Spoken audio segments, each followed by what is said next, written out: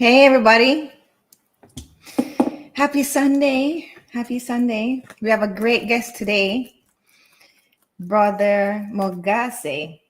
Hopefully, he knows how to get on. I mean, we went through it, so we just have to wait for him to come on. You know, we start at 2:22. It's 2:20 now. So we're gonna be starting soon. Let me see if I can get in touch with him. Okay? Just hang tight. I told him to type in the chat. Yes, I did.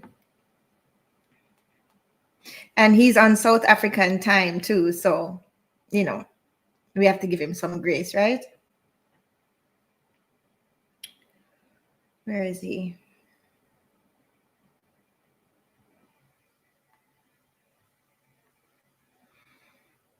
If he doesn't come, which wouldn't happen, like he's very punctual. So if he doesn't come, that means something happened. And of course, I have something prepared for you. Whoops. Shh. So if push comes to shove, guys, and he doesn't come, we'll still have a show. Okay? But we want to have this show today. So give me some time. Give him some time. He's supposed to be at 2:20, so.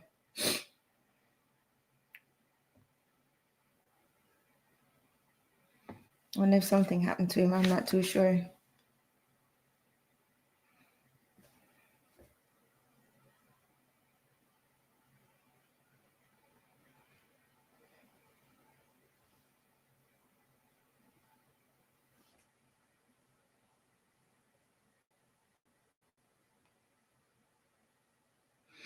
Hope you guys are doing well today.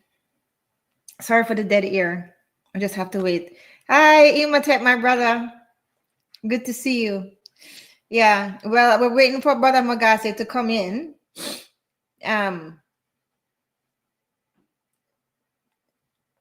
Hopefully he makes it. He's on South African time too, so I think it's 8:30 p.m. there for him. Right? So let's see. If he doesn't come up, if he doesn't show up, that means something is wrong. And if he doesn't show up, that means that we just have to do a different lesson. Because of course, I came prepared just in case. Remember, I learned that lesson from before, right? If someone doesn't show up for their interview, the show must go on. So we have another show. But let's give him some grace because he is calling in from South Africa. So I think it's 8:30 there. Maybe I started the live. Well, no, I didn't start too early. It's 2:20, 2:22.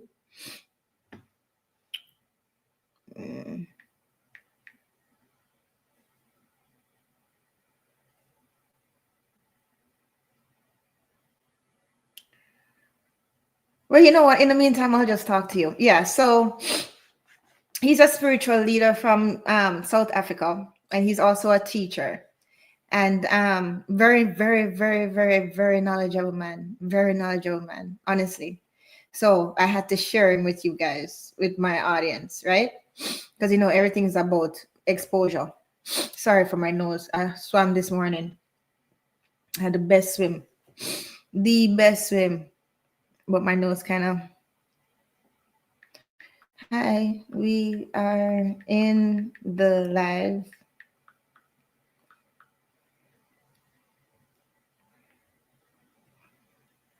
Pace.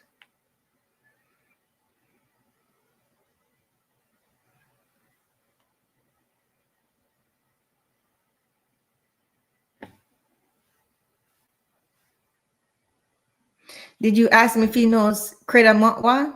I'm sure he knows him. Yeah, I'm pretty sure he knows him. No, I didn't ask him, but I'm pretty sure he knows him. He's very popular, right?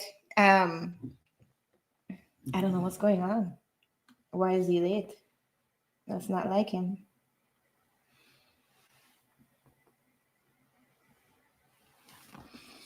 One second, guys.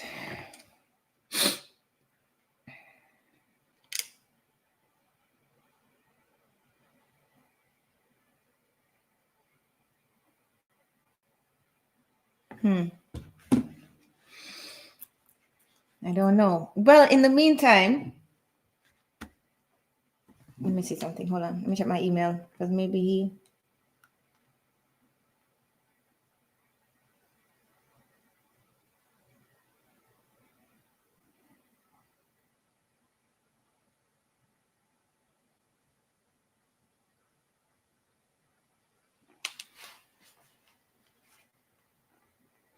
Playback people, I'm sorry about this. I'm gonna have to cut this part out of the live, probably. Can I? I think I can. Hush.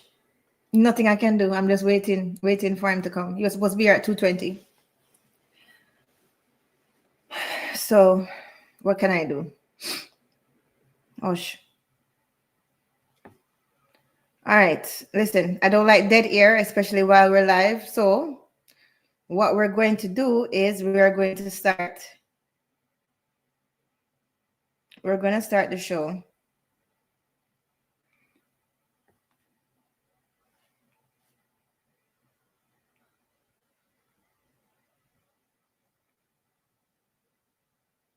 In the meantime, just give us a synopsis of him. Yeah, I should. I wanted to wait until he came, Imhotep, but you're right. Let me do that. Why not? I was going to wait until he comes, but who knows what happens. So today, Fire Nation, and let's talk about that. Fire Nation. I start calling you Fire Nation. I actually stopped because I'm waiting for the trademark to go through. I actually did file for the trademark Fire Nation, right? So I filed for it with WIPO.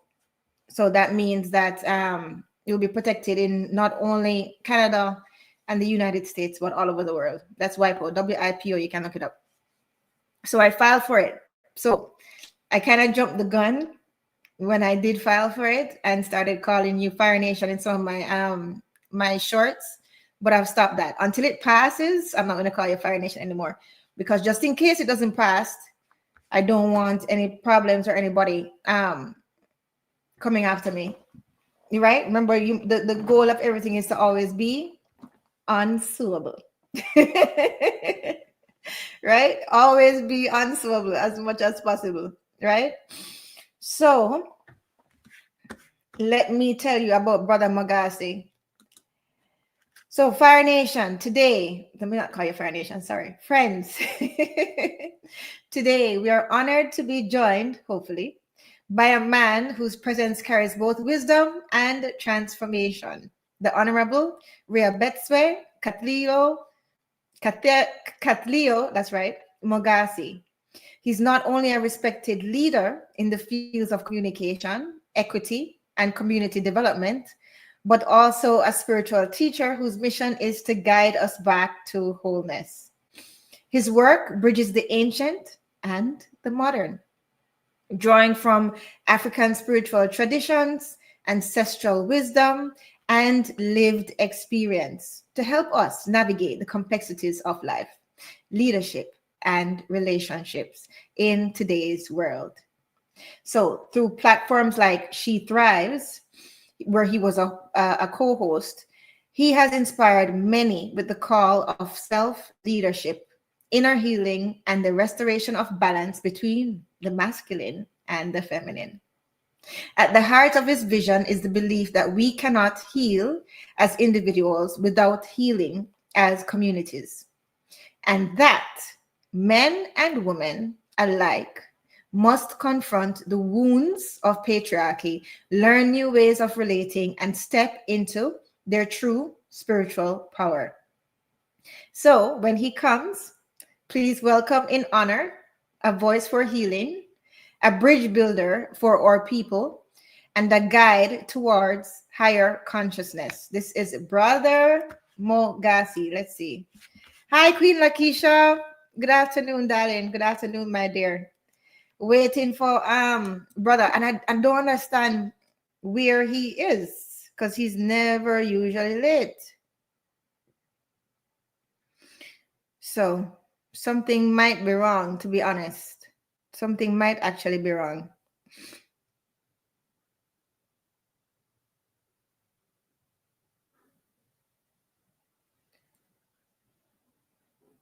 I think something might be wrong, you know.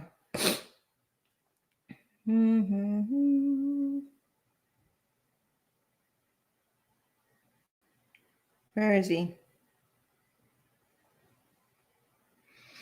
Yeah, guys, I think something might be wrong. So you know what? In the meantime, what I'm going to do is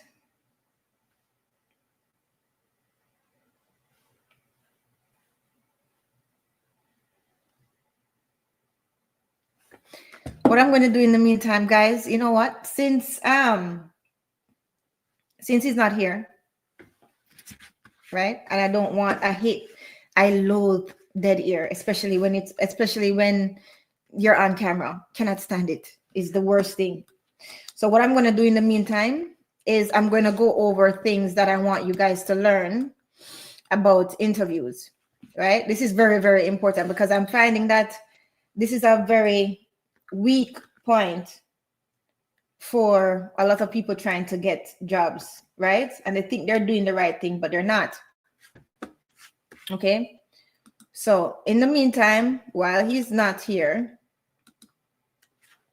I am going to go over interviews for you guys because there are certain things that I'm seeing the community do in interviews. You know, you're trying to get a job in corporate or you're just trying to get a job, period. There are certain things I'm seeing you guys do that is not helpful at all, right? And I wanted to do a separate live on that, but you know, if he's not here, what can I do? The show must go on. I'll have to just change the reschedule and change the I wonder if he got the time wrong. I told him 2:20 Eastern time, and he knows Eastern time. He's in South Africa. But okay, let's just do this. Hold on. Just have to roll with the punches, guys. Roll with the punches. We can't get upset at the small stuff. At least you guys are here, and I can still use my time properly.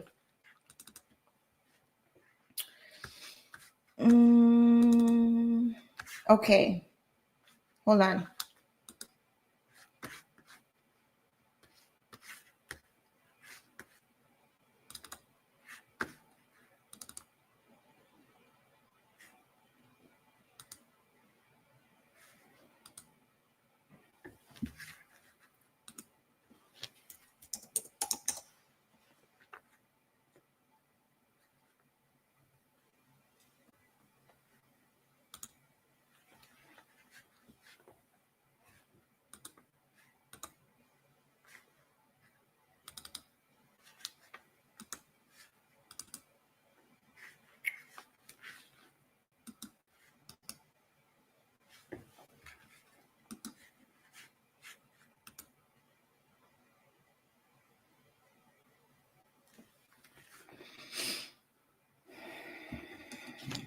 I don't know why.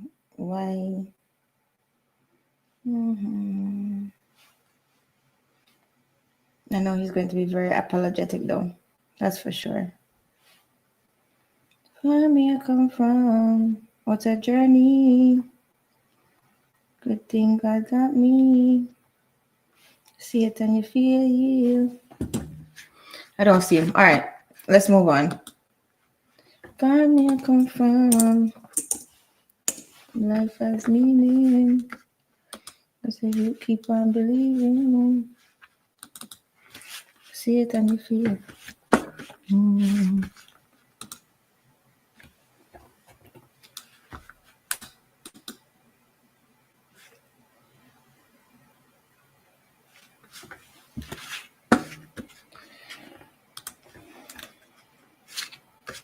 All right, guys. First things first. With these interviews, right? Nope, I'm still not checking yet. We'll continue. First things first with these interviews, right? When you're going to go for an interview, say you want to do corporate or whatever, find out if you're going to be interviewing with the HR person, because it's going to be a very different interview. the HR person, the manager, or the CEO. Okay? Because depending on who you're interviewing with, is going to be a very, very different interview. Okay? So don't forget that. Find out. You can find out. What you can do is ask, who will I be interviewing with today? Right? You can do that. All right.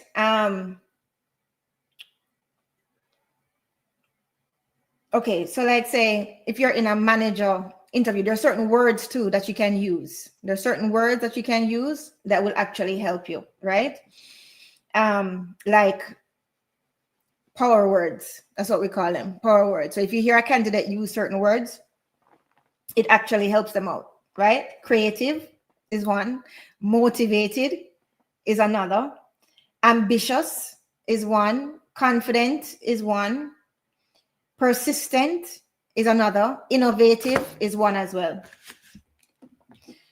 Yeah, for people who just checking in, brother Mogase, it seems like as if he's late or something happened to him.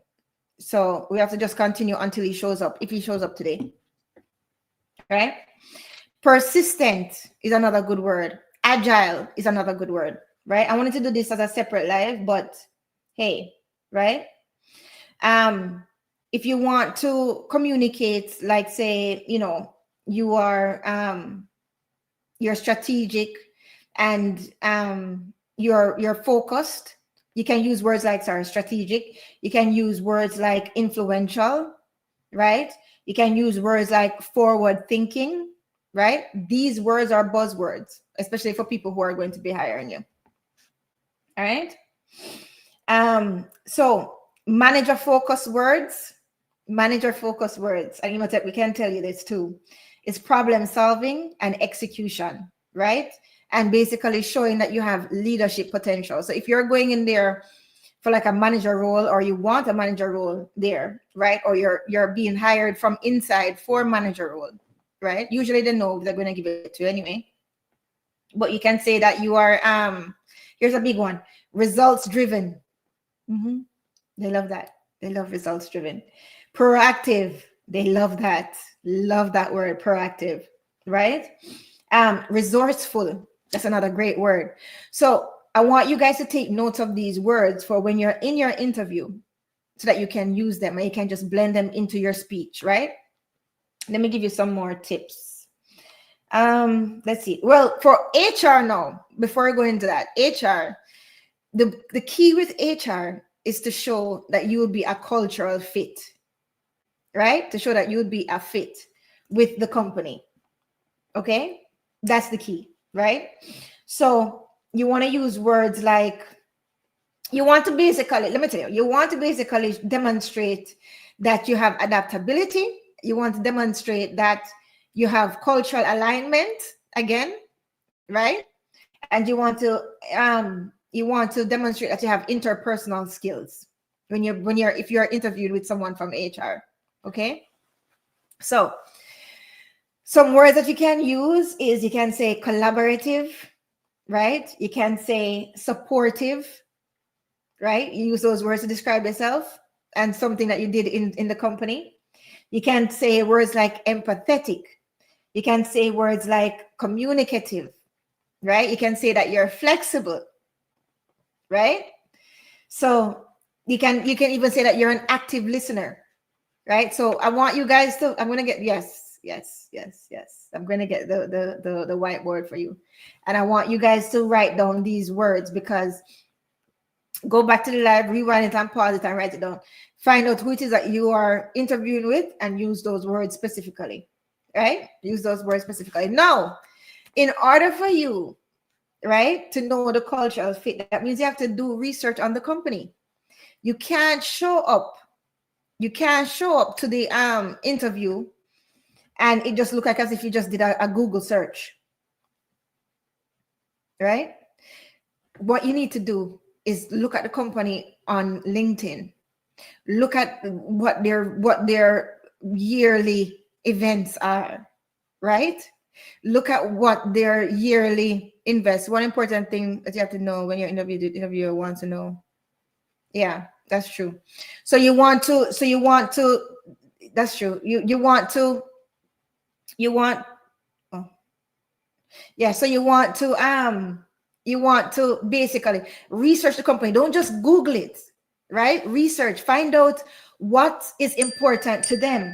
Every company has a culture, right? Go on the LinkedIn and search them out. Go on their Instagram and search them out, right? Greetings, invest. Greetings, right? Go on the LinkedIn and into. So, okay, let me give you an example because I wrote the sentence for you. I am a collaborative and proactive team member. Now, listen, when this is a trick question, right?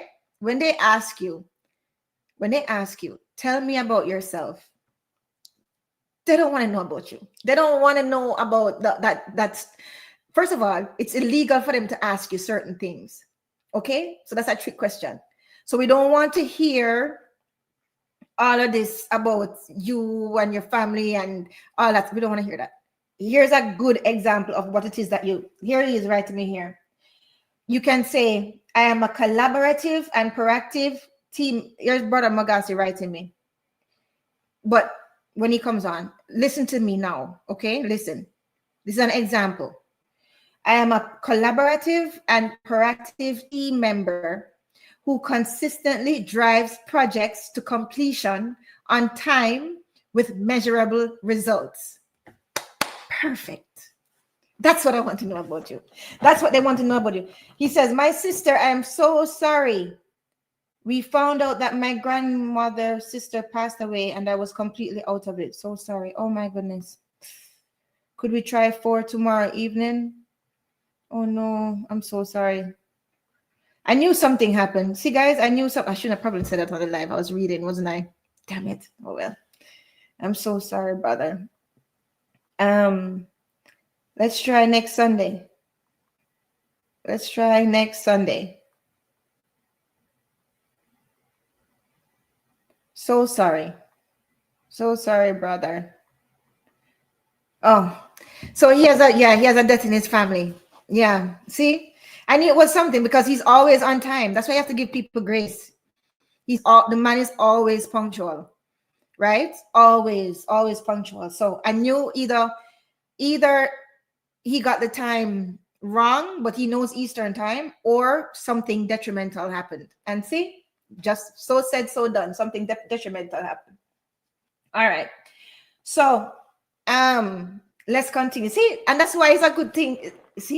You see, that's why you must always be prepared, right? It must always be, you hope for the best, but you prepare for the worst. This is the worst right now, right? So sorry, brother. All right, so let's continue. Right, so again, I'm a collaborative and proactive team member who consistently drives projects to completion on time with measurable results, right? That shows your personality, that shows your skills, and that shows your impact, all in one statement. Again, that shows your personality. That's what we want to know. That shows your skills, right? And that shows your impact, all in one statement. He says, yes, please, let's. So guys, next week, we'll have Brother Magasi on. Not this week, Sunday. Things happen, you have to roll with the punches. You can't get flustered, right? The key is to always be prepared for when things happen. Okay, good to know. Yeah, Invest. He's coming on next week, Sunday, right? So I'm going to give you some other tips, all right? Now, when they ask you, what is your Imhotep calling? Okay, let me answer him at the stage. Hi, Imhotep. Hey, big up Miss Julia, A.K.A. Miss BlueFire in the chat. You know what it's about. But just man, I go on wall the fort. Yeah. Yeah, man. So you can go ahead with the presentation. Whenever you want to chime in, I can chime in. That's fine. Yeah, I want you to chime. Actually, Mr. Manager, with all of the experience, I want you to tell us, if you want to right now, what you look for in interviews and what made a great interview stand out to you, right? And what made an interview make you say, no, not going to work. I'm sorry? No, I said, if you Yeah. can, if it's a good time for you right now, maybe you can tell us something that, you know, when you used to manage and stuff like that back in the day. Maybe you can tell us something that you look for in interviews, and something that you look for in interviews, or something that makes you definitely know that this person will not fit, it's not a good fit for our company when you're managing. Right. All right. So the first thing for me is the body language, right? Mm. Yeah, because your body language tells a lot about you. You can appear to be confident. Why am I getting a little feedback or something? I don't know. I don't know, It's that's you, because I'm hearing you perfectly clear. You want to call back in, then call back in, because the playback quality. yeah, because I'm getting, let me see. Yeah, call back in. All right, guys, so let me continue. So when they ask you, why do you want this job, right? When they ask you, why do they want this job, guys, these are the type of questions. Yes, Queen Latisha, thank you for your condolences. Yeah, sorry for his loss. I knew something was up. So when they ask you, why do you want this job, it's a trick question, right? Basically, what we're asking you when we ask you that is, we're trying to evaluate your alignment with the company's mission. We're trying to evaluate your interest in the role, right? And we're trying to evaluate your motivation beyond salary, right? So when you say, enter at the stage. When you say, hi, Imhotep, you have to unmute, love.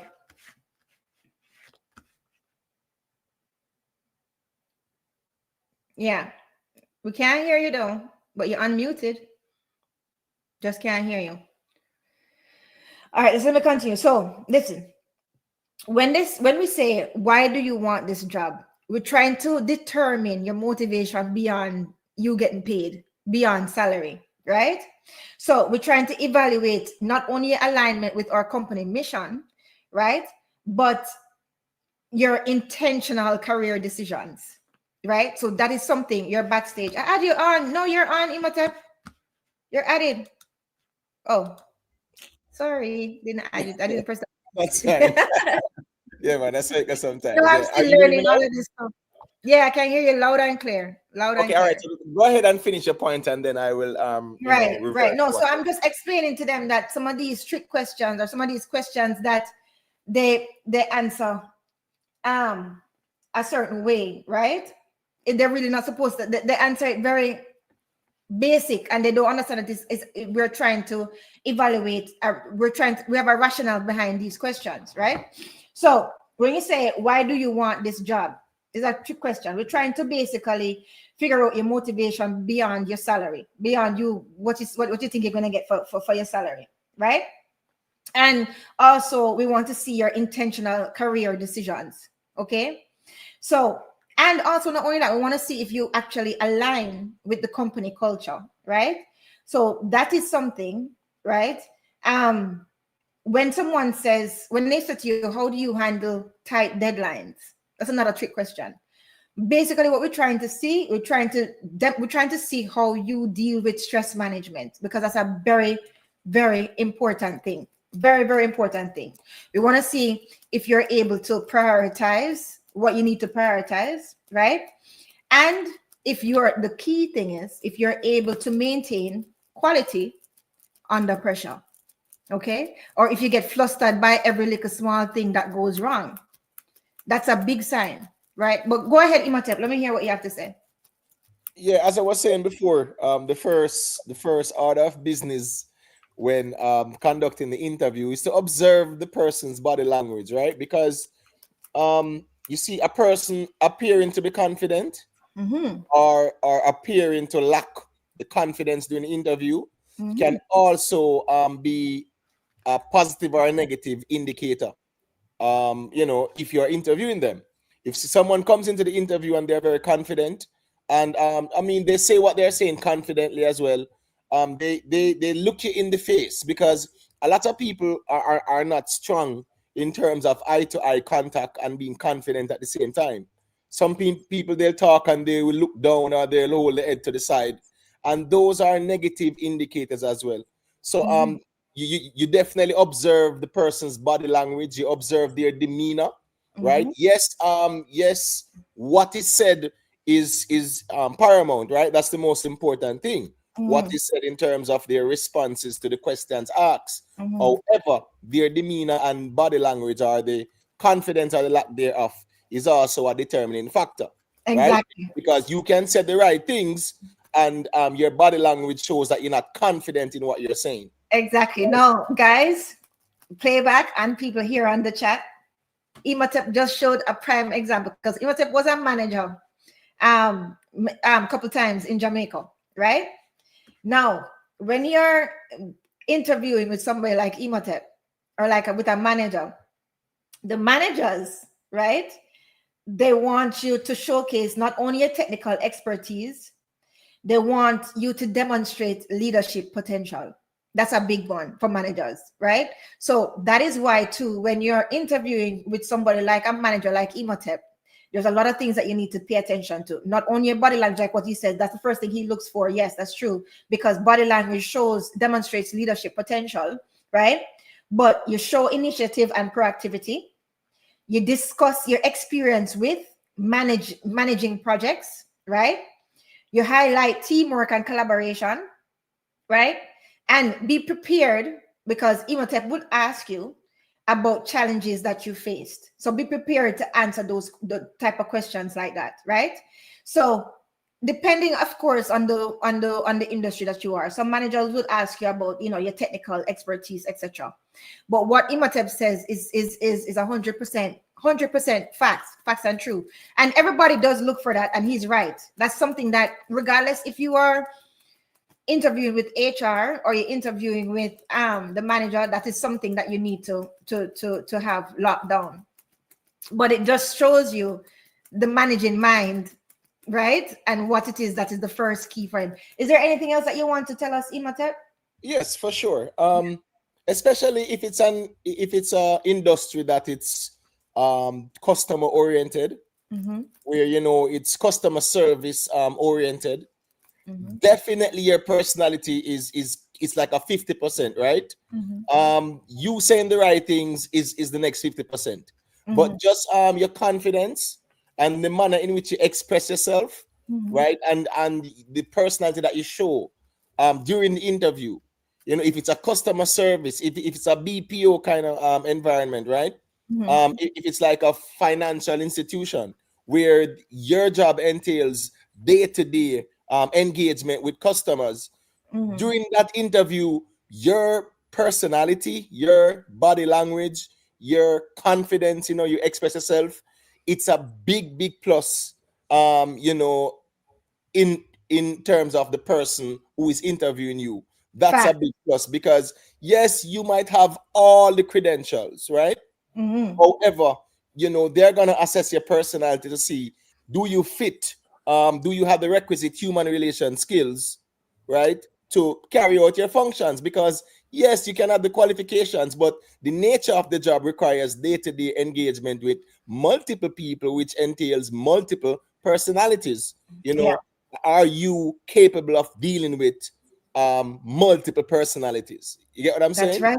Yeah, That's so 100%. and then you have some jobs where you are not engaging with Right. the general public. So therefore, based on the interview, your personality, yes, it's a plus, but it's But it's not not the necessary. end all be all per se. I Exactly. just wanted to throw that in as well. That's why you find a lot of the engineers, they're just in the dark tinkering away. Big up Merkaba. Good evening, Merkaba, Yeah, my man, big up brother. Merkaba, Tingo. Merkaba, we scheduled for next week Sunday because he had a death in his family, unfortunately. So he just had a death in his family last night, actually. So today is a no-show, but he will come tomorrow. He will come next week Sunday. So we go, Merkaba, we just move with the flow, right? And move with the flow. All right. So Imhotep, what I did was, and I know you probably have to go or whatever, but what I did was I created some ideal answers to the questions that are usually asked in interviews, right? I want to hear you as a manager, your other answer to it, right? Okay, so I created the questions and ideal answers, right? So guys, I want you to take notes and I want you to listen, right? When they say, why do you want this job? The answer I created was, I'm excited about the opportunity to contribute to your company's growth and success. That to me is like, ding. What would you say about that answer, or what would you add to it? You know, that's a very good answer because the fact that you can use words like excited, Yeah. right? It means that it's not a job just to pay your bills, right? Right. It's an impression that you're giving, even though it might be a job that, oh yeah, I need a job to pay my bills. The fact Right. that you're telling us that you are excited, it's more of there is enthusiasm to be a part of the team, right? So Right. there is that team oriented mindset in terms of Mhm. I am excited in terms of what I have to offer to the Right. company, right? Right. So Right. yeah, just certain simple words, Miss Julia, Yeah. can go a long way because I mean, you expressing your excitement, it shows that you have that enthusiasm. It means that you have that zeal as Right. well, you know, and Right. the zeal is where the motivation comes from as well. That's right. That's right. That's right. Now, when they ask you, remember, there are certain questions that they cannot ask you about your personal life. So if you volunteer this information, is probably to your detriment, right? So legally they can't ask you certain things, but don't feel compelled to answer certain things personally. Like for instance, if they say, what do you enjoy doing outside of work? They don't care that you swim, they don't care that you mermaid, they don't care that you do gymnastics, they don't care about none of that. What you bring it right back to work. So what you say is, I enjoy volunteering and participating in community events. You know why? That keys into them that you will be a team player, that you will come to the community, to the company outings, right? And that you will help the company to look good. And you'll even volunteer yourself when it comes on to certain cultural things that they have, like potluck and all of that other stuff that they have, right? That is what they're looking for. They're not looking to find out that you like to play video games or you go church on, so they don't, and they're not supposed to know those things about you legally, right? Imhotep, do you have anything that you want to add? And you know what, Imhotep, you just free for all. Like, tell us what what some of the biggest things that you can pass on as a manager to the people who right now are, probably looking to get a job or wanting to get into management, or applying from within the company to get into management. Anything at all that you can give us, Imhotep, let us know. I won't restrict you to the cage of my questions, because you did know about these questions before. So yeah. Right. I think the first thing, in my view as well, Yeah. is dressing appropriately. Right. Because trust me, that can be such a turn off Right. in terms of oh, you are attired, Mm-hmm. right? Mm-hmm. You say the right things and you have the requisite qualifications, but they say first impressions last. Mm-hmm. And the way you dress for an interview says a lot about you Yeah. without you saying anything at all, Mm-hmm. right? So those are things that we have to be mindful of, right? As I Right. said earlier, how you express yourself, right? How you articulate yourself. You don't have to be the most intelligent, you don't have to be the most articulate or the most eloquent, but you say the right things, and you say just enough, not too much as well, because saying too much, I can ask you, what do you do for fun, and you go off and off and off, right? No, Short, that's simple, so much time. short, simple answers, is what counts. And sometimes we can say too much in interviews as well, That's right. and that That's can right. be a turn off. So I'm just gonna throw that in, and then you can continue. I'm here, Miss Julia. Whenever you're ready, you can throw the ball in my court, and I'll All right, respond. no worries. All right. When this is another trick question that always trip people up, always to the point. No, to the point. No, imagine when I ask this question, I just laugh. And you just have to help them out, because and you know what? I teach so much people in interviews that is like I teach them how to basically get another job, especially if I know that it's not going to be a good fit. All right. So when they ask you, what is your greatest strength? What you say is, or what the ideal answer is, not to say that don't be a robot, but something along these lines. My ability to analyze data and make informed decisions. That's perfect. We don't want to, because when people ask you, Queen just says so it's pure trickery in interviews. No, it's not. It's not trickery, Queen Lakeisha. You know what it is? It's mindset mining. That's what it is. You're mining for their mindset. You're trying to see how this person think. You're trying to see if this person take this your time seriously and their time seriously, and if they will take your company's time seriously.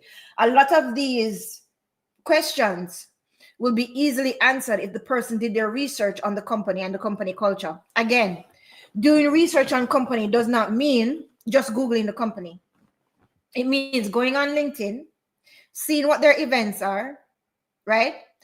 Reading, looking at their employees, seeing the culture through what their events are, right? What is important to the company? Do they donate to Red Cross? Do they donate to blood.ca? Right? Do they have a ball every year? What do they highlight? What kind of awards do they give? That's how you research a company, because that's how you find out what's important to the company. And then you can twine that into your interview, and that will make you appear and you'll want to be a good fit. Right? Queen Lakeisha said. Sister, you're funny. No, Melvin, I have to laugh. Sorry. She says, so it's more tricky in interviews. Well, the thing about interviews, right? I mean, it's more of when the person is interviewing you, they Yeah, are also psycho analyzing you. It exactly. might sound funny, but they are observing you and they are analyzing your responses, the manner in which you respond, what you say, how you say it, and things like that. Exactly right, you want it. Exactly right. Exactly. Now, here's another one, Queen Lakeisha. Here's another one. When they say, so what is your greatest weakness? When they say that, best answer is, I sometimes take on too much, but I'm learning to delegate tasks effectively. Chef's kiss. Because it shows that you're willing to take on as much as you want, as much as you can, but you know that that is not something that is good to do because the work might suffer. So you're learning to delegate tasks effectively. And that is one of the big things for a manager.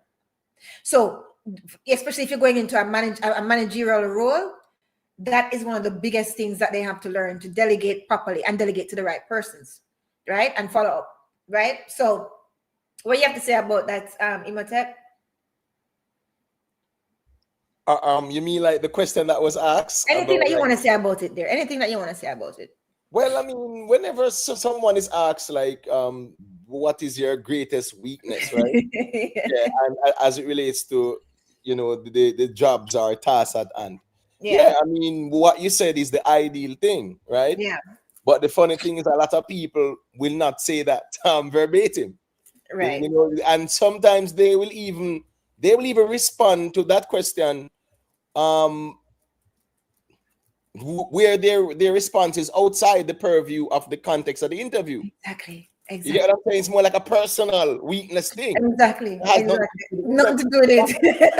to Nothing be to do a with it. curveball that actually turns off the person interviewing you, because I mean the response that is expected or anticipated, it's more of the environment that you want to be a part of, Right. like yeah and stuff like that. So sometimes, while that might be considered a broad or a general question, you have to ensure that all the questions that are being asked of you is in relation to the working environment that you want to be a Exactly. part of. And we're digging at mindset. We're digging at mindset. So you know what's funny? Even tell me a joke. Right.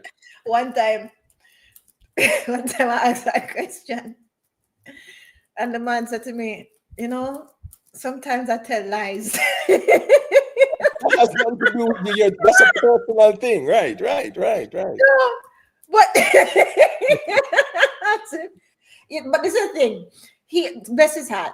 He's thinking that being transparent is the best thing, right? That's what I'm believing. Hi, Miss Steve. Greetings, my love. Greeting, Yeah, Miss. big up, Miss Steve. Listen, yeah.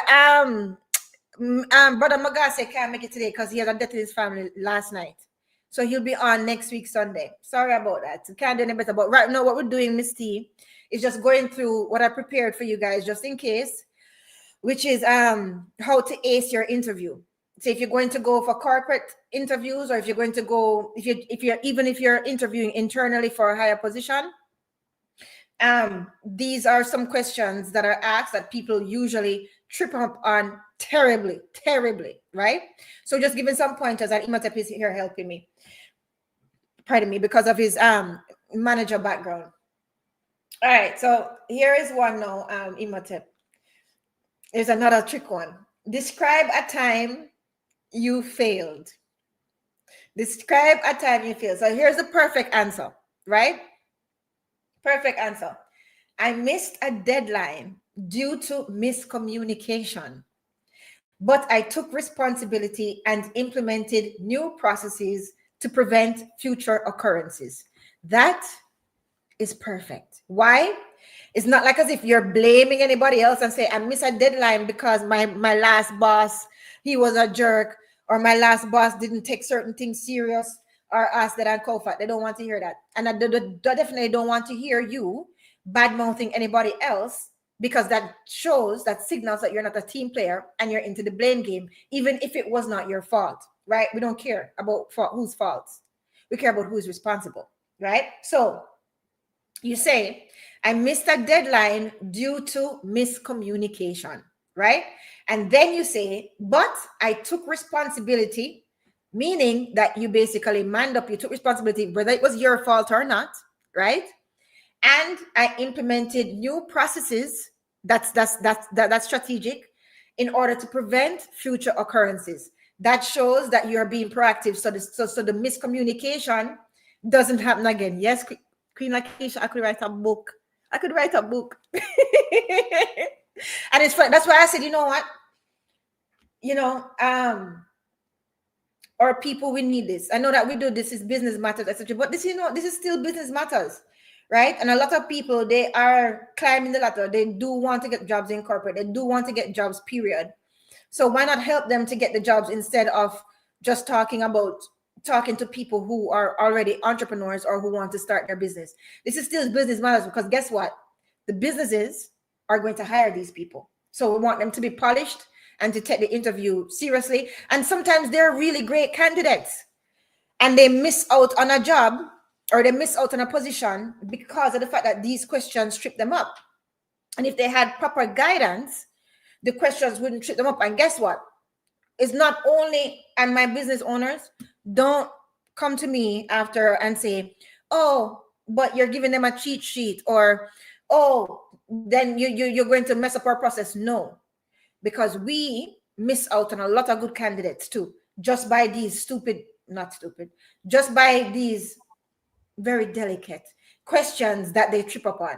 Okay, so we don't want to miss out on good candidates either, because they don't know how to answer these questions, and these questions were framed in that way. Yeah, Imhotep, you unmute. What happened? Yeah, I was just saying that there are a lot of that is so true what you just said a while ago, because there's a lot of rough diamonds out there, right? And sometimes it's the environment that polishes them and grooms them Exactly. into becoming great team players, and in the future great managers as well, right? Based on what you said earlier about the question, yes, someone can start a fire, but you're not gonna make the place burn down, right? Exactly. Finish the blaze, and say yes, there was a misunderstanding, but yeah, I corrected it, and we move on. It shows from the get-go that you are team oriented and you are willing to carry that burden and responsibility, so to speak. Those are great characteristics at an interview, because it shows that you are someone who is willing to take on even additional responsibilities. You are someone who is, if things go south, so to speak, you are able to crisis manage, So you are displaying your crisis management capabilities as well, to say, yes, this happened, there was a misunderstanding, but guess what? I fixed this and I fixed that. And you're showing that you have the crisis management capability, as well as that team oriented player kind of personality as well. Those Exactly, are great Imhotep. characteristics in an interview. Exactly. And you see why these are important though, Imhotep, because right, there are a lot of rough diamonds out there. There's a lot of people who sometimes you wonder if the HR people turn away people um wrongly. You know what I mean? Like people who would have been very, very good, right? Because to a lot of HR people, it's just a 9 to 5 for them too.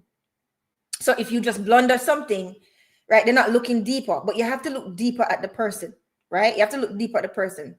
So that's why too, even for people who let me not say too much because this is the internet. Okay. So here's another question that always tripped them up, right?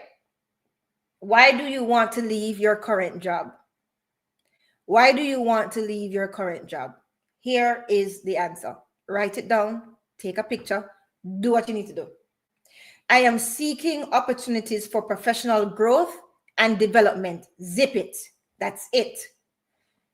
Listen again. Why do you want to leave your current job? I am seeking opportunities for professional growth and development. Full stop.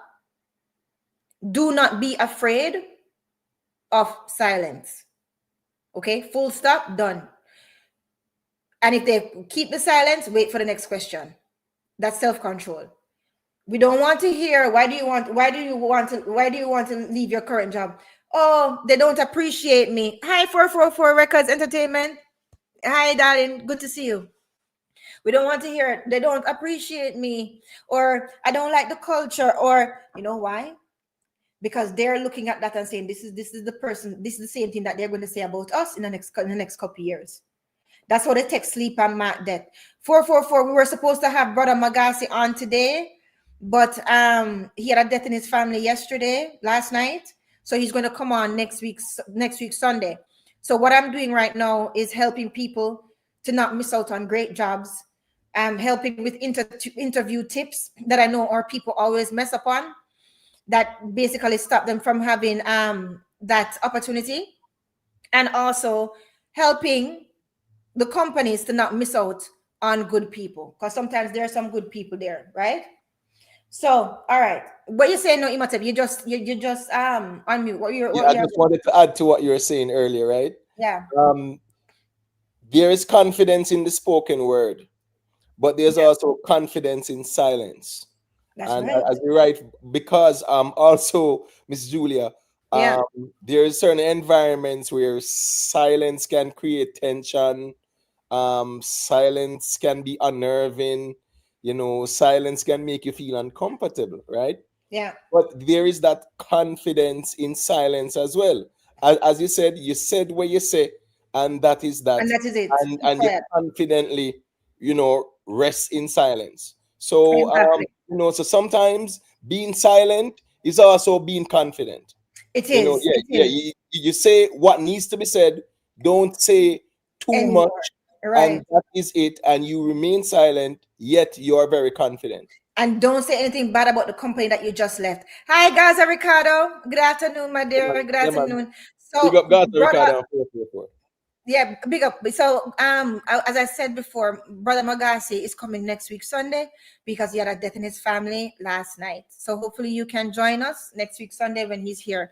Right now, we're going over interview trip ups to help our people get the job that they deserve and get the job that they want, especially in corporate and especially just getting a job. Period. Right? I want to enlighten you on some of these trip up questions that we use to basically dig into your mindset to see what your mindset is. Okay. I All just right. want to say something Yep. really quick, Yep. Julian. Yep. Go ahead. Go ahead. Okay, so there's this for me, yeah, he was a great teacher.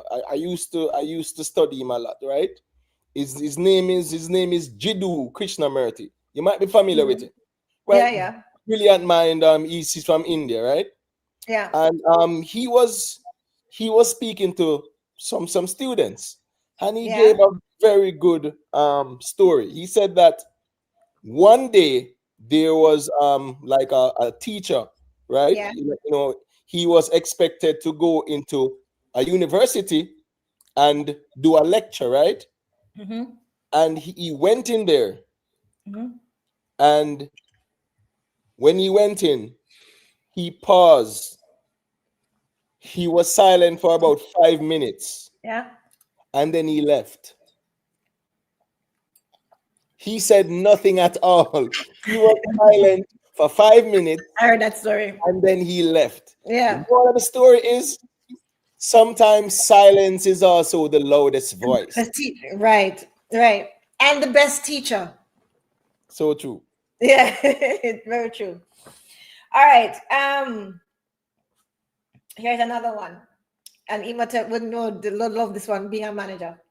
How do you handle multiple deadlines? How do you handle multiple deadlines? So the perfect answer is I prioritize tasks based on urgency and impact and communicate with stakeholders to manage expectations. That's perfect. Basically, what you're saying is let's break it down. I prioritize tasks based on urgency and impact. In other words, what is urgent, right? And what will have the most impact. Remember, I was telling you guys about the order of prioritization, right? Never make something become important and urgent. Try to deal with it while it's important. But if he's handling multiple deadlines, he could be very, very stressed. Instead of being stressed, he says, you know what? Which one is more urgent and which one would make the greatest impact for the goal that we're trying to reach, right? That's part A. Part B is and communicate with stakeholders to manage expectations. That's perfect. You know why? Lots of people get fired because expectations were not managed. In other words, okay, fine, you are handling multiple deadlines. Yeah, it's not your fault. People die, people get sick, etc. Right? But why did you not communicate to me as a major stakeholder that hey, this is what's happening with my team. We're going to need an extra day, or this is what's happening with my team. I know that you're supposed to have this on your desk by Tuesday. We're going to have this on your desk by Tuesday and not that because this is more impactful and this is more urgent, right? So communicating to manage expectations keeps everything ripple free. That's what we say, ripple free. Keeps it ripple free, right? And keeps it smooth. That's what it is. It's not enough for you to be dealing with multiple deadlines and keep it all to yourself or in your team. The other people who are affected by said deadlines, they need to know as well. You need to manage their expectation. Okay? So that is the perfect answer to how do you handle multiple deadlines. Okay, so you prioritize tasks based on urgency and impact, right? Imatet will know this, and you communicate to the stakeholders to manage their expectations. I know we said it was supposed to be there at 12 p.m. We're having this problem here. It will be there by 4 p.m. We're working on it. Manage expectations as soon as you know. Don't wait till 11:59 when I'm expecting it on your desk or anybody's expecting it on their desk, right? And 11:59, you say, oh, but we're dealing with this, so we can't get it until 4 o'clock. No, no, no, no, no, no, no, no, no. As soon as you know you won't be able to deliver it at 12 o'clock, you manage the expectations right away. So that's a perfect answer. Imatep, what you have to add to that? Yeah, I just want to add that the key thing as you highlighted earlier, the key aspect of managing expectation is communication. That's right. the most important thing in terms of managing expectation. That's right. Some people they will go into crisis management mode, right? Right. And as such, they might not communicate effectively, right, or as required.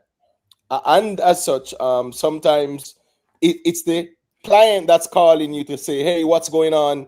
I was expecting this at X time, it didn't arrive. And then you are on the back foot, backpedaling to say, oh, I'm so sorry, I should have called you and notified you. That's not looking good on your end. So Right. it's always good to be preemptive And as you said, manage Interesting. expectations. And the key aspect of managing expectation is to communication. Facts, 100% facts. And to rally off of that, I'll go into this. When they ask you, how do you handle conflict? What Imhotep said is key about communication.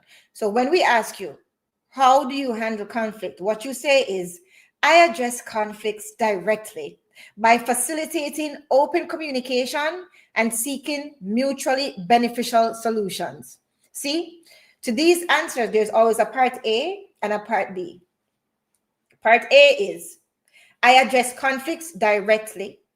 So that means you're head on.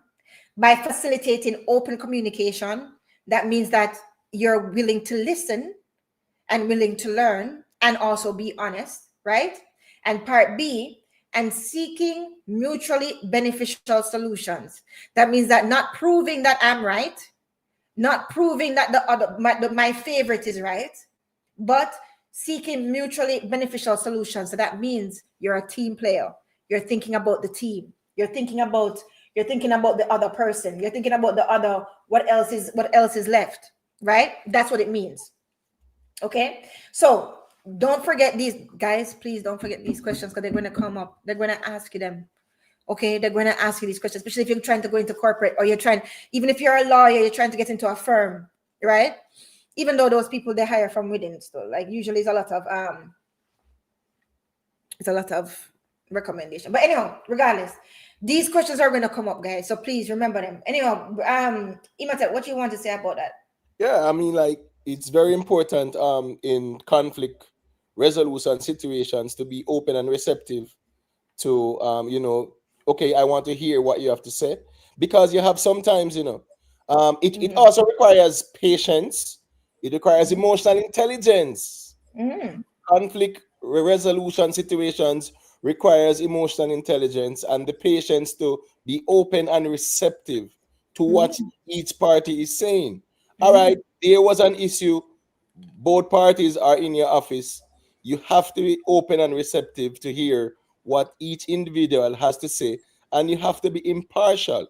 I mean, you Right. cannot have that preconceived mindset to say, "Oh, Paul is a troublemaker," and he made a troublemaker. So Susan is accusing him of something now. So Yeah, therefore, you have that preconceived notion that no Paul is chance. wrong. Exactly. It's important to be open and receptive. It's important to listen keenly, to understand where the problem arose from, and also to establish how best it can be addressed in a amicable way where both parties feel and understand that they were dealt with fair and balance as well. Exactly. And you are also signaling to the company that you will save us money, because conflict, it takes away from productivity, and we don't want anything taken away from productivity. So that proves to us that you are trying to make sure that everything goes back mutually beneficial, right? So everybody feels good and everybody can get back to work. That's the bottom line. And it sounds mean, it sounds harsh, but listen, I'm the messenger, okay? I'm just trying to help you. All right, these are just the facts. I didn't make the rules, these are facts. All right, now here's another trip question. What are your salary expectations? Right? What are your salary expectations? There's two things you can say. One thing is, you can basically throw it back to her and say, well, what is the current salary going for the job? You can actually ask that, right? But a better thing to say is, I am looking for a competitive salary that reflects my experience and the responsibilities of the role. Listen, again, I am looking for a competitive salary. In other words, you're not my only option. I know that you have competition. I know that other people are looking for my skills. That is what you give off, right? You're not desperate for a job. This job would be glad to have somebody like you who is willing to give 100%. Always have that in your mind, right? I am looking for a competitive salary, right? That means that you know what will be competitive. You know why? because you've been looking around for other places and you've been weighing your options. That's what that signals. So please, please, guys, don't forget this, okay? Don't forget this. Don't change these words, okay? I am looking for a competitive salary that reflects my experience and the responsibilities of the role. That means my job description, the responsibilities of my role. That means my salary must reflect what it is that I'm going to be doing. I don't want to be paid more than what I do, because I have to be fair to you as the company. And I don't want to be paid less than what I'm expected to do, because that's not fair to me. Okay? So once you talk like that, golden. Golden. As a matter of fact, they will even probably think about where else they can put you higher, and they can probably see you in the future. Right? Right? So that's that, right? So don't forget that, okay? Don't forget that. Right, right. Yeah, Because go ahead, go ahead, Imhotep. yeah, because sometimes, Raila, you know, Raila. in normal circumstances, right? Yeah, You have some circumstances, you know, a person will say, okay, how much is the pay? And a man will say, just like if you have your house, Miss Julia, right? And yeah, you have someone that comes on to you call someone to come do a little job, right? A paint job or whatever, right? yeah. And you said, how much is it? And them said, just give me a thing, man, right? Them know, and then now they say, cool. And when Right, you give them a thing now, them vex and I say, so this year give me. right, My point is, as you said earlier, know your worth, right? right. Show your worth, because it says a lot to even the person that's interviewing you that you value yourself, right? Right. You value who you are, and you value your qualifications, and as such, you should be valued. You get what I'm saying? Exactly. So And you're sometimes, confident in your skills, right. and you're confident in the value that you're going to be adding to this organization. Right. So Right? know your worth, know your value, and be confident in expressing your value. Exactly. Not to be egotistical about it, not to Exactly. be arrogant about it, but at least you need to establish that I am an asset. You And know, I have value. This is what I bring to the table. I am an asset. Imhotep, that's why I made these answers short and sweet, because I want you, it's not a lot for you guys to remember. You can put it in your own words, but use some of these words. I told you that there are some words that are keywords, right? But full stop. Don't carry on, because the more you're carrying on, blah blah, going down there, it signals that you don't respect your own time, you don't respect the interviewer's time, and you have no self-control. So you answer the question. She asks you a question, you answer it, full stop, done. Yes, Invest. I see you trying to call in. What do you have to add to what we're saying? Can't hear you at all. I think you have to unmute. All right. All right. So here's another question. No, what you saying, Imhotep? You're about to say something? No, man, no, that's fine. Okay. Here's another one. Right? How do you handle criticism? This trip up more people than people probably realize, Imhotep. How do you handle criticism? This is what you say. Okay. I view constructive criticism as an opportunity for growth and improvement. Now, this is you defending yourself, right? Because what you said was, I view constructive criticism. In other words, I'm not going to be a pushover, a walkover, a walking mat.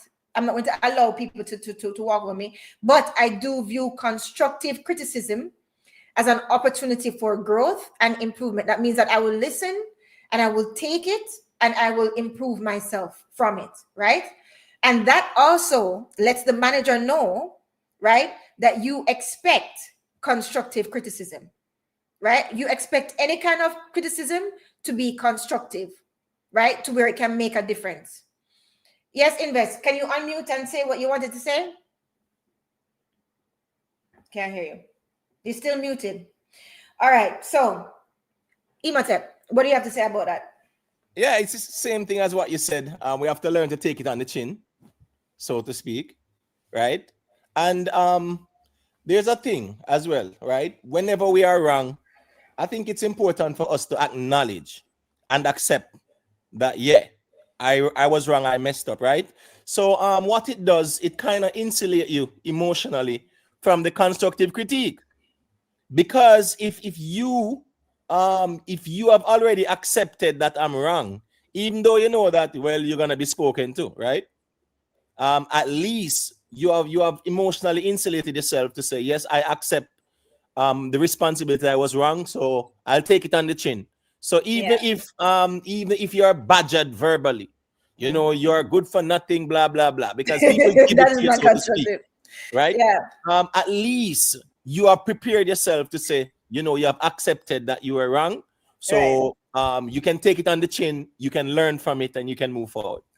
Or if there are masters, they can do like what you do, Imhotep, and before anybody ever say anything, you just say, you know what, I apologize for that. Yeah, because it's good to acknowledge that first and Yeah, foremost, you because do that first and foremost before anybody have to say anything to you. So that is really proactive, right? right. And that shows the manager skills, right? Um okay, so when they say, okay, that's a soft question. I don't want to give you any softball questions. Let's see. All right, here's one. When, say you're trying to go for a manager role, right? Or not even that. Say they're putting you into a role, but you don't know that they're gauging to see if you will be able to take the manager role that will be vacant next year or the year after. You don't know that. So here's a question that they might ask you. What is your leadership style? What you say is, I believe in leading by example and fostering an inclusive team environment. Again, two parts. A, I believe in leading by example. That's part A. Part B, and fostering an inclusive team environment. Perfect. You know why? That shows me you're not going to be in trouble. We don't want trouble. We want productivity. We're not going to have no bad feelings. We're not going to have people not wanting to work with you. We're not going to have people. We're not going to have you being trying to be a star of the team and discrediting other people. We're not going to have any of that. You're leading by example. You don't just talk down to people, right? And you're fostering an inclusive team environment. I want you tomorrow. Perfect. Right? Okay, Imhotep, tell me what you have to say about that one. Oh, Imhotep gone. You're on mute, Imhotep. We can't hear you. Okay, he probably stepped away. All right, let's continue. Invest, if you can't hear, you can unmute, I know. I'm sorry, Miss Dula. I stepped away for a second. Yeah. Did you hear what I said? No, unfortunately, I'm sorry. Okay, that's okay. Don't be sorry. Let me tell you what it was. I asked you, what is your leadership style? I can't find it. Anyway, but I wrote it, so I know what I said. What is your leadership style? The perfect answer is, I lead by example. I believe in leading by example and fostering an inclusive team environment. So I believe in leading by example and fostering an inclusive team environment. That does two things, right? That shows that you are not going to be just calling down people, just talk. You actually lead by example. You actually do the things so that the new hires can actually see you as an example, right? And part B is fostering an inclusive team environment. That means that you won't be any trouble. You won't cause any trouble. You won't have any bad feelings in your teams, right? People will want to work with you, okay? And people would be merry to come to work and to actually work on the projects with you. That's what that says. So that is the perfect answer to what is your leadership style. Okay. So Imhotep, go ahead and tell me what you have to say about that. Yeah. So sometimes, right, the environment, the environment can also determine the leadership style, right? Yeah. Because especially if it's an environment where there's a lot of people, you know, so many different personalities, right? Yeah. And also if it's an environment where there are many managers, right? Yeah. Um, you being that people person, you being someone who, okay, let me try to understand why you did and why you did this and stuff like that. That approach, while it is the ideal approach, it can also, you know, create an environment that people, because there's that comparison, right? When I was in management, I used to be compared to other managers, right? Yeah. Because I was a people person, so I dealt with people with that respect, even though they were my subordinates, Yeah. right? And you have other managers now talk to people any other way. So you know those type of personalities displayed. You know, people look at you and I say, "Boy, oh, he's soft," or he might deal with them. You know, he's dealing with them in a way where you know it should be more sterner, so to speak. You know, so Yes. sometimes it's always good to have that people person personality where you know you try to be calm, you try to be composed, you try to understand people, and you try to show them respect nonetheless. You know, Right. even though they are your subordinates and they might have done something wrong and stuff like that, the tone of voice should not display as if you are talking over them, or you know you're dealing with them as if they are irrelevant to you, or and things like that. So you know your personality has a lot to do with that. Not listen to me, a lot of people, they may qualify in terms of their you know their academic accreditations, right? Mm-hmm. However, their personality, you know, they are not people oriented, and No, they're they get assholes. frustrated and angry very easily. Yeah. And that can create a toxic environment. It can create an environment that's counterproductive to the goal and objectives of the organization. Facts. Facts. So Imhotep is giving you the rationale behind these answers. He's not giving you the answers. Don't go in there with that long answer. What Imhotep is just explaining to you where these questions come from, and why you should answer the way how I told you to answer. So that's basically, he's just trying to make you understand why they build these questions. And as a manager, he has that experience, and he's just explaining to you the rationale behind my answers to them. Right? So get it straight. I'm giving you the question, and I'm giving you the exact answer that you can use, or you can use in your own words, but make it short and sweet. Imhotep is just explaining why these questions arrive, right? And the rationale behind why these questions are formed and why we ask these questions in interview. Go ahead, Imhotep. What you want to say? Well, I'm saying it looks like Invest Oh, he has unmuted. And yes. Invest, what you have to add to the Can you guys hear me? Yeah, we can hear you now. Yeah, man, big up Um, Invest. yeah, big up Imhotep, big up Miss Julia, big up yourself, big up everybody in the chat as well. Happy Sunday. Hope everybody is doing great. Yeah, very good information.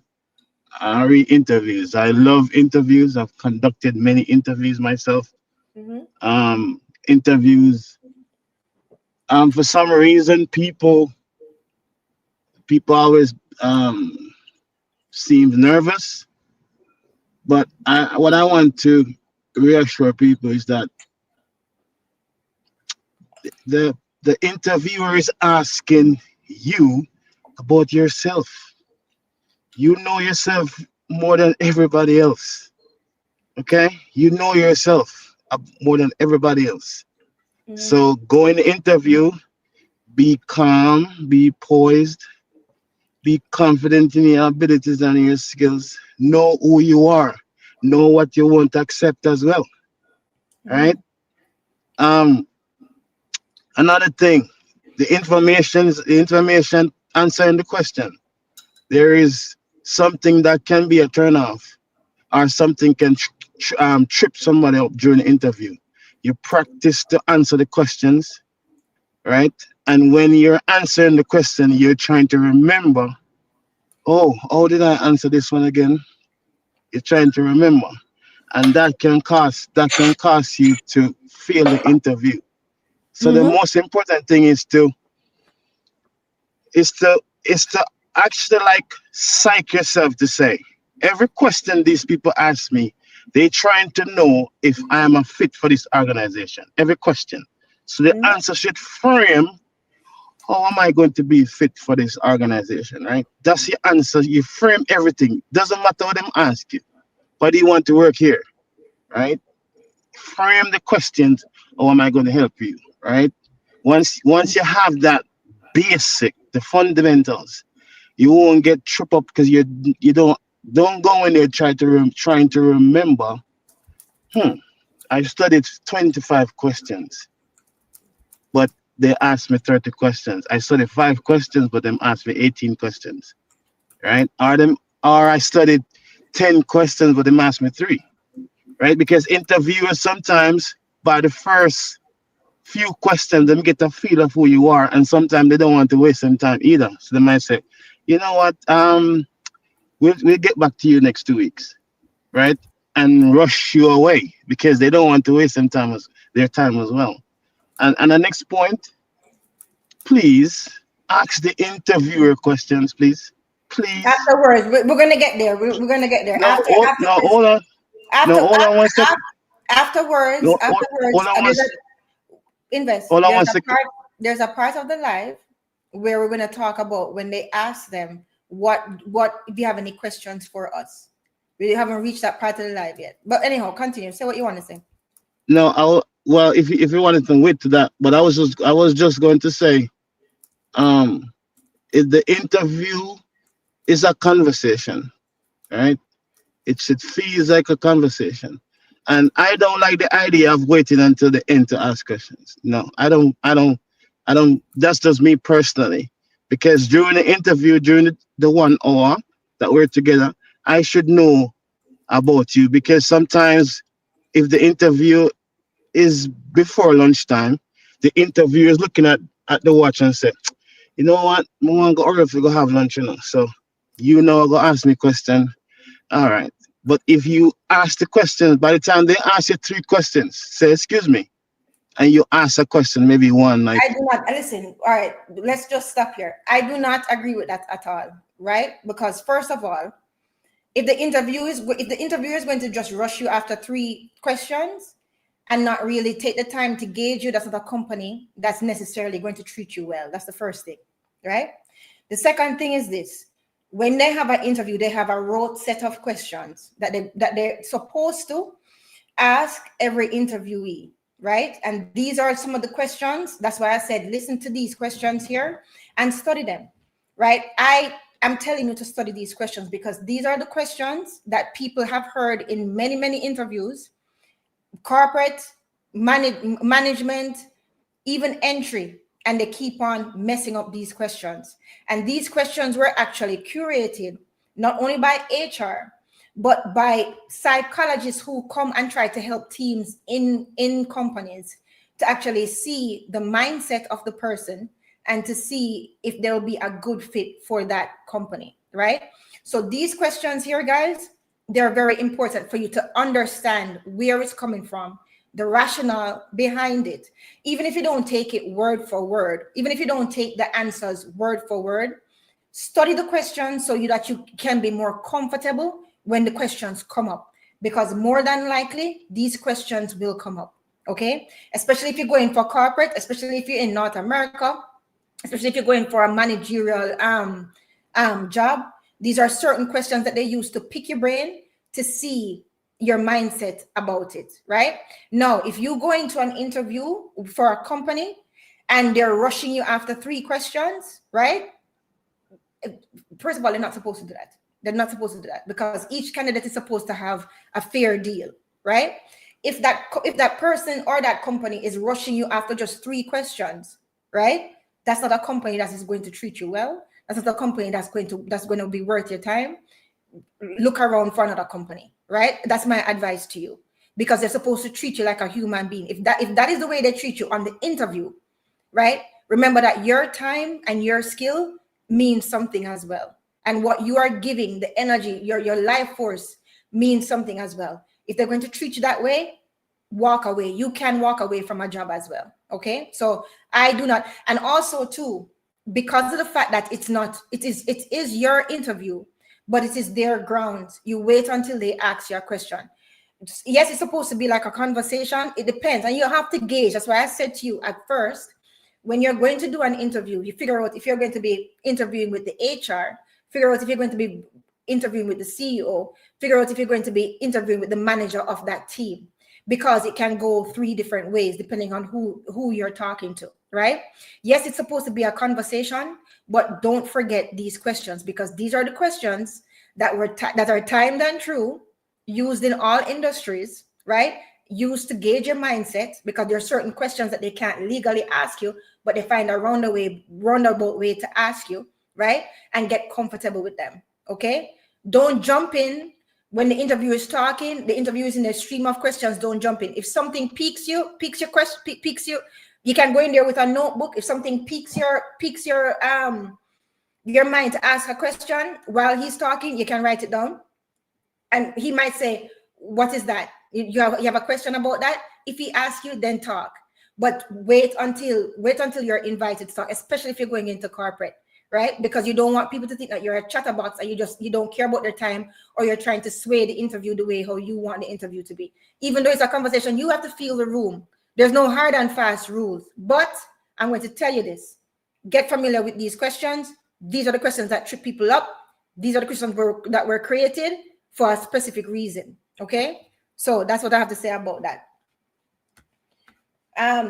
So yeah, invest. I don't necessarily agree with that at all. When you say don't wait until they ask you questions, it depends. You have to gauge the room, of course, but usually they have a script that they're following, and they're going to ask you at the end, do you have any questions for me? If they're rushing you onto the interview, go somewhere else, because they're not going to treat you good, right? If that's their company culture, to rush you out of an interview, you don't want to be there. That is not a place that's going to treat you well. You're going to have a lot of problems. All right, so here is the next question. Why should we hire you? This is something that always trips people up on any level. Imhotep, you have anything to say about that? Imhotep gone again? Imhotep? No. Go ahead. You can continue. Yeah. Okay. Here is one now. Why should we hire you? Answer. I bring a unique combination of skills and experience that align with the requirements of this role. That's a 2-part thing. Why is this great? Because A, you're telling them that you bring a unique combination of your skills and experience. And B, you're telling them that you know the requirements of your role. And you're telling them that your skills and experience align with the requirements of that role, right? So that shows that you did your research, you understand the role, and you understand how you'll be able to contribute to that role. That's what that says, right? So that's the mindset of it, okay? When they say, why should we hire you? Don't say, oh, because, I'm a hard worker, or because I'm always punctual, or I always wanted to work here. No. You talk about your skills, right? Because we're trying to see how you think about yourself in the role, right? And we talk about align with the requirements of the role. That shows them that you know what your role requires. You know what you are hired for. Invest, you have anything to say about that? No, he's gone again. Yeah, that's pretty straightforward. Yeah, that's a good one. You want to showcase your value, Exactly. more than anything else. Value forward. So that's a good response. Yeah. Exactly. Now, when they ask you, where do you see yourself in 5 years? Where do you see yourself in 5 years? What you can say is, I aim to take on more leadership responsibilities and contribute to strategic decision making, right? So basically, you're not saying, well, yeah, by 5 years time, I definitely want to be manager of HR in this company, or 5 years time, I want to, write my book. No. Where do you see yourself in 5 years? You're talking about in relation to the company, right? So what you say is, I aim to take on more leadership responsibilities. Don't say leadership roles, leadership responsibility. In other words, you want to grow in and with the company, right? And contribute, again, that's that word, contribute, to strategic decision making. In other words, you want to be there to help the company grow and reach its potential. Okay, that is what they mean when they say, where do you see yourself in 5 years? Imhotep, what you have to say about that? Imhotep, I'm probably gone. Invest. Another thing that I like, another angle I like, because I've even coached somebody to say this, is start, even though you're aiming for more, but start with the position. So you can say, within the next 5 years, by then I should master the role, my duties and responsibility, help train new recruits, and then the part that you had about leadership, take on leadership, then you had that in there. So I like that response too. You merge both of them. You know what I mean? You're not just skipping past your current post to look at another person, the higher up, right? You say, okay, I've mastered my level, I've trained new people, and now take on leadership responsibilities or different roles, so to speak. Exactly. And also, I forgot to tell you about this. We're going to have a police, really big in the police force here for Toronto Police. He's going to come on and talk, because I want him to talk. First of all, I want him to give some pointers to any of the Jamaicans that are up here that want to join the force.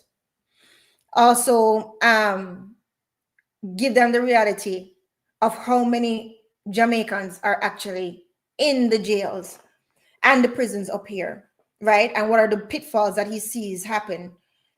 Some of the young ones that come up to North America or come up to Canada and fall into bad company, some of the stories that he has heard, right? Etc. So I'll let you guys know when that will be, but it's going to be a really, really great conversation. A matter of fact, he's in charge of recruiting right now for the police force, and he has done a lot of work. We have worked together with my company, and he has done a lot of work because his parents are actually Jamaican, right? So I want him to actually, give some more help, because he always want to counsel and set our Jamaican youth on the right track.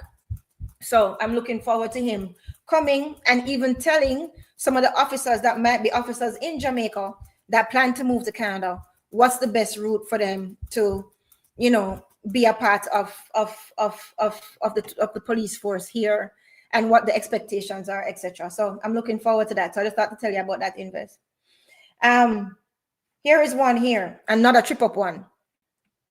Why did you leave your last job? Remember, I gave you an answer to this before, which was, why do you want to work here? That's different. Why did you leave your last job? Remember, I told you they don't want troublemakers. So they don't want to hear how Tom, Dick, and Harry wasn't treating you good, or you didn't like the pay, or all of that. They don't want to hear that, because they're going to take sleep and mark that and see that as, so you're bad mouthing your last company, you're going to bad mouth us as well in the next 2 years, right? So when they say, why did you leave your last job? This is what you say. Even if it's not verbatim, get familiar with this type of answer, right? I am seeking new challenges that align more closely with my career goals. Chef's kiss. Full stop. Shut up. Don't continue. I am seeking new challenges that align more closely with my career goals. Hi, Brandon. Hi, Bruce Wayne. Hi, Brandon. Yes, right?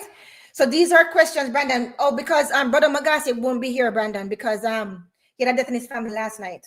So right now I'm going over the interview live that I planned for another time, right? To help our people get the jobs that they deserve and get the jobs that they want, and actually to help our companies from not missing out on good clients or diamonds in the rough, right?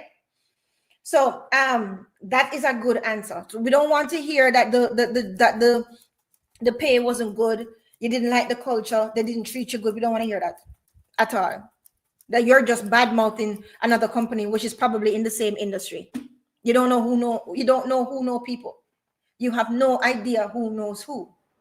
So what you say is, I am seeking new challenges that align more closely with my career goals. Invest, you have anything to add to that? Yeah, that is pretty short as well. Also to not only challenges, but let's say let's say you're working in a position, and during that job you discover that your strength is more in let's say customer service, for example. So you Yeah. can actually say the same thing. Say, be after my last my tenure in my current or my last position, um, you know, you found out that hey,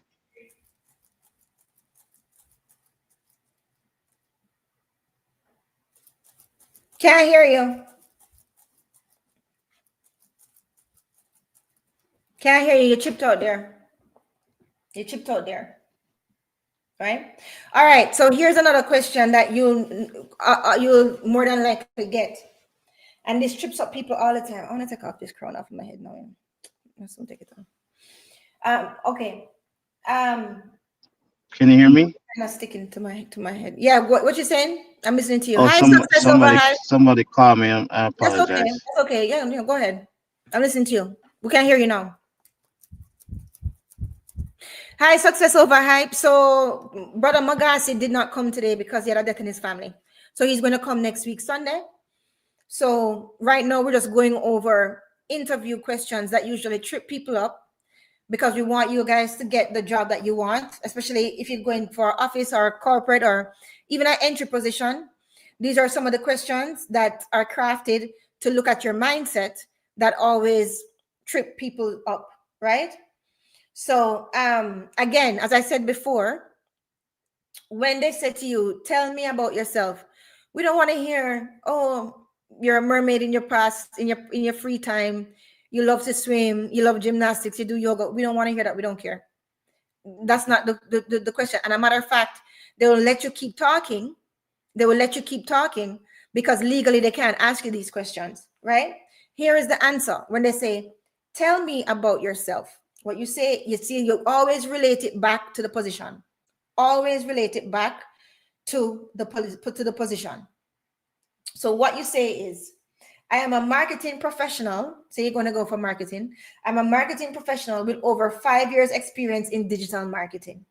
I have a proven track record of increasing online engagement and sales through targeted campaigns. That's if you're going for a marketing job. Okay. If you're not, you say fill in the blanks. I am a that professional with over that years of experience in that. So basically, you're summarizing your resume, right? And you say you have a proven track record in blah blah blah through blah blah blah. Okay. That is what they mean by tell me about yourself. In other words, tell me about who you will be in this job. That's what this is. Okay. Right. Now, when they ask you, why do you want to work here? Remember, I told you about your research. Again, I'm going to say it again. When you research the company, it's not enough for you to just Google the company. No. You need to go on the company LinkedIn. Okay? You need to research, look at their events.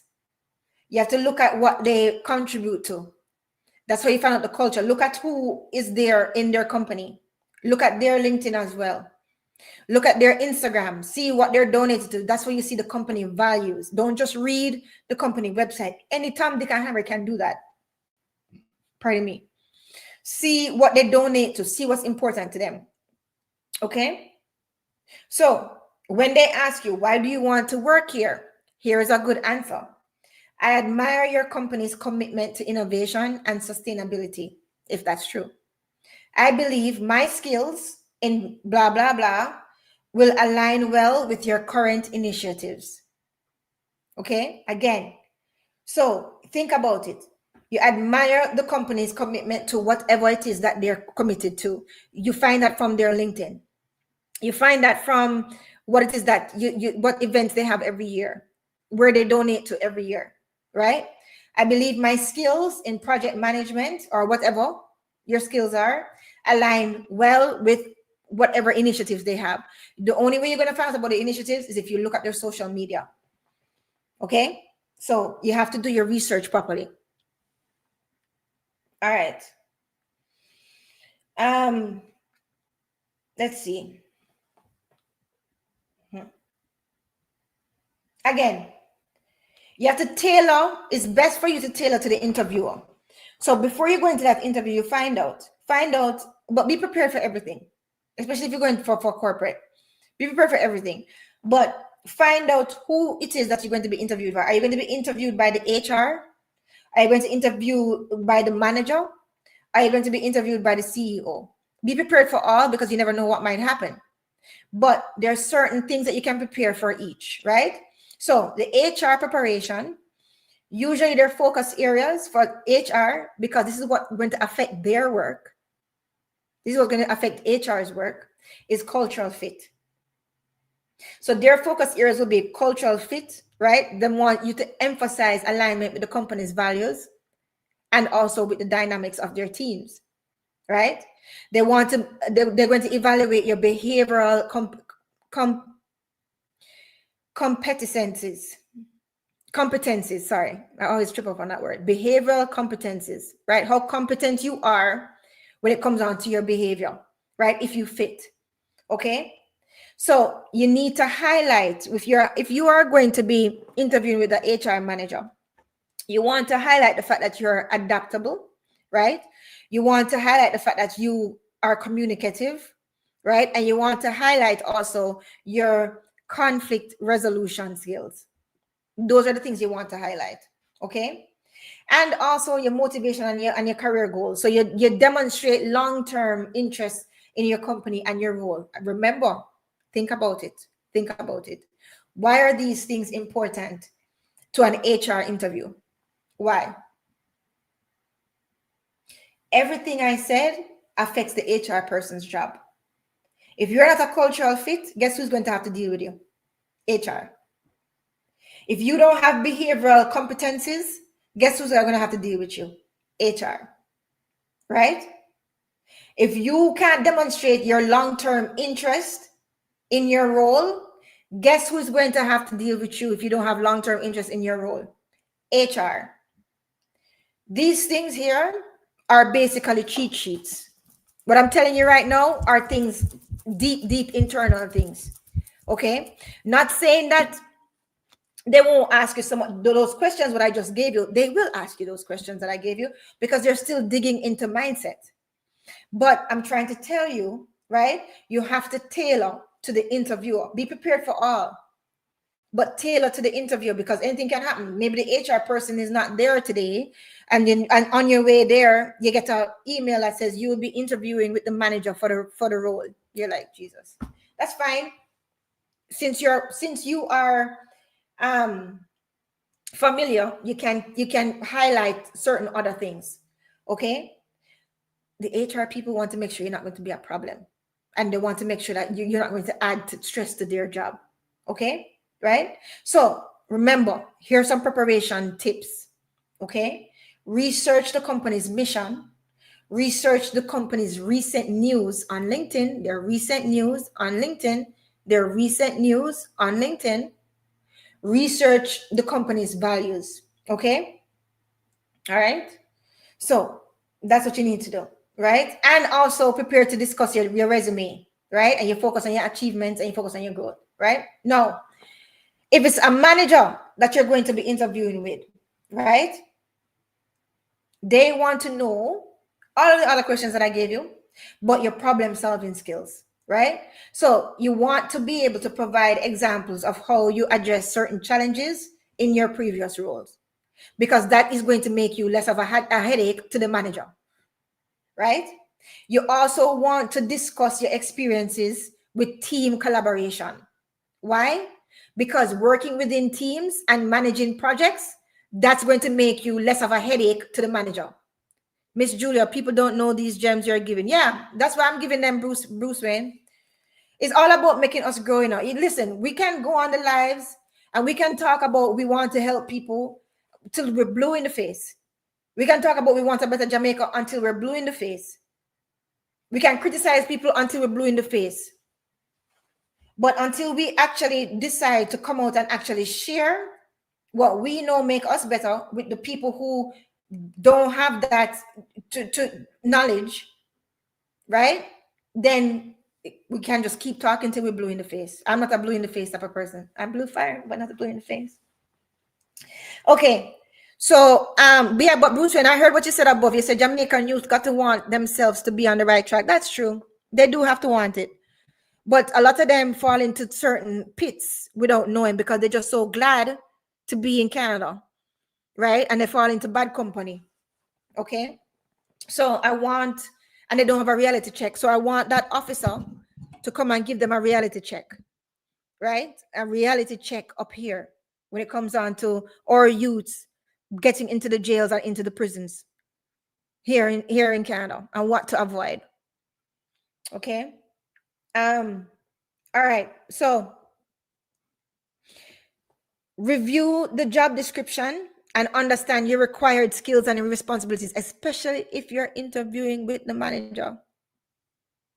If you're interviewing with the manager, make sure you know your required skills and responsibilities so that you're showing them that you are not going to be a headache for them, the manager. You see, these are the things that are important, right? Right? And you must also be ready to answer situational questions, right? That show your decision making and your leadership abilities. So again, find out who you're interviewing with, but be prepared for all. Look on LinkedIn, research the company, find out where they donate to, look at their events, find out what awards they give, if any. That's how you find out what's important to the culture of that company. Look at the other people in the roles on their LinkedIn. Look at their LinkedIn. Look at how they dress. Look at how they speak. Look at everything. Right? It's not just for you to get the job. It's for you to know that you're going to be a good fit in that job as well. Okay? Right. Now, if you're interviewing with the CEO, there's a different tailor. Right? Your focus area is your strategic vision. Right? So you must understand the company's long-term goals and you must demonstrate that you can contribute to it. Nobody's looking to hire somebody who they're going to have to fire or hire somebody who we're going to have to go back all through this process again and hire them again, hire somebody else again for the role. Nobody wants to do that. We want to know that you have long-term plans for the company, right? And how you can contribute to our long-term goals. Oh, so you know about our long-term goals. Interesting. That's nice. That's more than nice. That's proactive. That's more than proactive. That shows you're really interested, right? And demonstrate again your leadership qualities. Show that you're able to inspire and drive results, right? And show that, of course, you align and you appreciate the company's values. Okay? Now, for your own preparation, not saying that it was going to come up, it may not come up, but for your own preparation, research the CEO's background, right? And the company initiatives, the recent company initiatives, right? And also, this is where Invest came in now with the questions. Prepare thoughtful questions about the company's future direction and your potential role in it. All right. So your questions that you're going to prepare, make sure, especially if you're interviewing with the CEO, right? Make sure it's questions about the company's future direction, because that's all the CEO is thinking about, is the future of the company. Okay. And be concise and be confident in discussing how your skills and how your experiences can drive the company's success to what it is that their goals are. Invest, tell us what you have to add to this, if you're still there.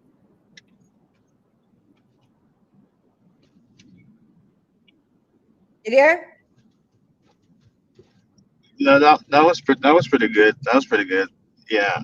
Um, can you hear me? Yeah, I can hear you.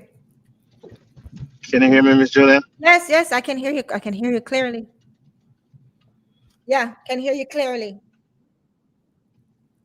Yeah. Yeah, I was saying that was good. That was good. Point for real.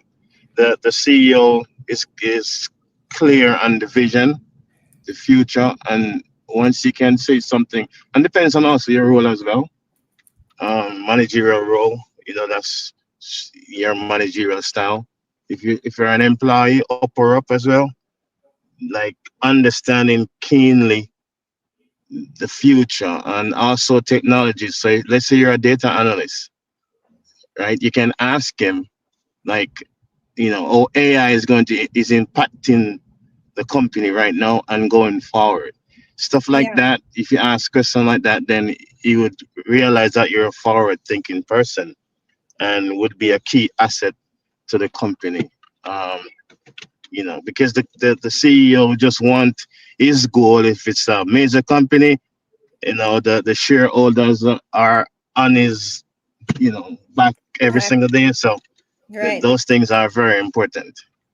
Facts. Facts. Right. So there is a star method that could make things very easy for you when you're doing the interview, right? Especially when they ask you certain situational questions, right? The star method: situation, your task, your action, and your result. That's it, right? Practice responses to those common questions using that method. Again, star: situation, your task, your action, and your result. Star. That shows mindset. Okay? With all these on all of these questions, right? If they ask you a situational question, especially if a manager, the manager will ask you a situational question. Like, how did you deal with this? You tell them situation. You tell them what your task was. You tell them what you did. And you tell them what the result was. Okay? Don't forget that. Situation, task, action, result. Okay? So now I'm just going to close off with these because we had been here for 152. We're gonna end soon. I'm going to close off with these interview tips. Number one, research the company thoroughly before the interview. Number two, dress appropriately for the company's culture. You're not going to dress the same way to go into an ad agency, the same way you're going to dress to go into ad agency, pretty slack. Yeah, to a law firm. Okay? You're not going to dress the same way to go into a fashion studio, the same way you're going to dress to go to a dentist office. You should know this. Okay? So, dress appropriately for the company's culture. Use the STAR method to answer behavioral question. Right? So the behavioral questions like, how would you behave in this? Or how did you behave in this situation? Use the STAR method. Okay? Be punctual. Arrive 10 to 15 minutes early. This is my saying. If you're on time, you're late. Okay? 10 to 15 minutes early, that means that you're relaxed, you're composed, you go over the questions, you have your multiple resumes. Okay? And you can relax and go in. You're not rushed because there's energy transfer and people can tell, right? And if you show up late for the interview, that means you're going to be late for work. We don't want you. That's just a bad sign. That shows that you don't respect your time or mine. Especially on such a pivotal day like this, your interview to get you into the company and you're late. Are you kidding? Total dismissal, right? Bring multiple copies of your resume. Okay? Yeah. Bring multiple copies because they might want multiple copies. Another thing is this: the resume that you upload on the server doesn't have to be the pretty one. It should not be the pretty one because the system will not catch the words. Basic resume for the server. You carry the nice dolled up one to the interview. The one that you're going to hand out or they're going to ask you for to the interview. And they're going to ask you for more than one copy. Probably going to say if you have 2 or 3 copies, right? Because they want to give it to your direct manager or to the HR, etc. Right? You don't just go there with 1 copy. Never do that. Okay? Maintain good posture and maintain your eye contact. All right? Listen carefully to the interviewer's questions. right? Avoid, listen to me, this has cost so many people jobs. Avoid bad mouthing your previous company, right? Avoid speaking negatively about your previous employers, okay? And again, as Invest was saying before, prepare questions to ask the interviewer. Yes, have some questions that shows interest and that shows that you are thinking about the company and that shows that you are researching about the company. And have questions about what they say too, okay? At the end of the interview, when it's done, you follow up with a thank you. Email them, okay? Don't ask them when you're going to hear back. Just follow up and say thank you, a thank you note, okay? Right? So, yes, just, you can get the job. Go back over these notes. Remember, your attitude is the biggest thing. Show adaptability, show your willingness to learn, right? Right? And understand the company's products and services, understand the company's culture, right? Be aware of your body language. Show respect for the interviewer's time, okay? All of that. Be open to the feedback and the criticism, right?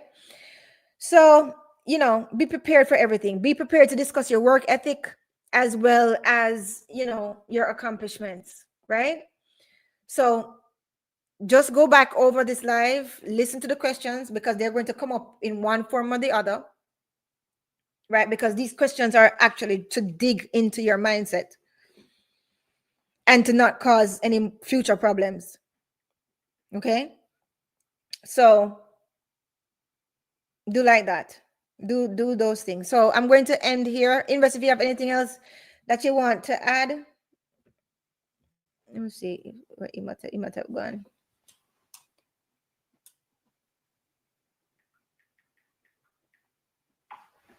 Okay. Invest, we can't hear you. Oh yeah, the interviewer is just a human being like yourself. Right. They have their own fears, weaknesses, just like you. Can you hear me? Yeah, we can hear you clearly. We can hear you clearly. Can't hear you now though. Can you hear me, Miss Jolene? Yeah, I can hear you now.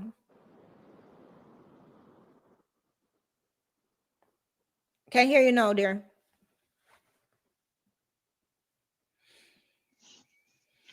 Yeah, I was saying that I was saying the interviewer is just a human like yourself. The person Can't hear you though. You just messed up a while ago. Right? Can't hear Invest. Thank you for the information. No problem, Queen Lakeisha. You see why it was important for me to be prepared. Can you see? Brother Magasi did not make it. And I said to myself, you know what, Julia? Make sure you have the ones for the interview ready to go. Because just in case, always follow your first mind. Always follow. Plus, I learned from the last time too. When the other lady didn't show up. Yeah, I learned very fast. It take one time. One time, Queen Lakeisha. One time. Never make that mistake again. So he'll be here next week, and we're gonna have a great discussion with him next week. Right? Let's see. Yeah, there's more I could have gone through still. All right. I can go through this. Let me just do one more, right? The rationale behind, since Imhotep is gone, the rationale behind certain things. When I say tell me about yourself, the rationale behind it is an icebreaker to see how you present yourself and how you summarize your career, right? And to highlight your relevant experiences, right? So that's why the answer that I wrote for you guys, it shows clarity, it shows self-awareness, and it shows focus. Okay? So go back over there, right? Now, when we ask you, why do you want to work here? What that is trying to see, we're trying to gauge your genuine interest, right? And we're trying to gauge your motivation for the role, right? Not just if you're job hunting, right? So it basically makes people assess your alignment with the company's mission, and the company's culture. Thanks, Queen Latisha. She said I made up for thanks, Queen Latisha. Thanks very much. Yeah, because I said to myself, you know what? Just in case, because and I knew from I saw 220 came Queen Lakeisha and he wasn't here. I said to myself, something is wrong. Because he's always punctual. Always punctual. That brother never let down before. So I knew something was wrong. Right? All right. So when they say what are your weaknesses, right? They're testing your humility, testing your honesty, right? And your willingness to improve. Okay. So you addressing your weaknesses actually indicates your growth mindset and your self-reflection. Okay. Right. And when they ask, why did you leave your last job? That determines, if you left on positive terms, right? And we're looking for red flags. Red flags, like red flags as in your negativity or your instability. Those are red flags. Right? I know Queen Lakeisha said it's pure. Queen Lakeisha, that is so funny, the sister. When you say it's pure, it's spiritual question. No, but it's other meaning. But the thing is, you see, Queen Lakeisha, you have to be able to look into people. You have to be able to look more into people and see, see behind the nervousness and see behind the questions, right? But a lot of people won't. So a lot of people miss out on great jobs that they should have gotten. And and that's why I said to my business owner friends, don't come for me for revealing these things, because you, just like me, probably have missed out on some really, really great candidates because they trip up on these questions. So why not inform people on the mindset for these questions and the rationale behind these questions that were created? Right? Right. Right. So when we ask you, where do you see yourself in 5 years?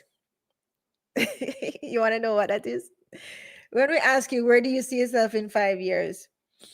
Basically, we're evaluating your ambition, right? Your ambition, your planning, and also your alignment with company opportunities that might be coming up. Okay.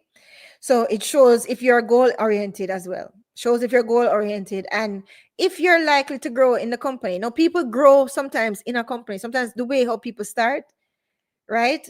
They grow so much in Queen Akira says, I really didn't know I was being psychoanalyzed.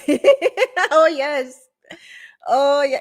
Queen Akira, if you think about how expensive it is to hire somebody, right? It's not just the salary, right?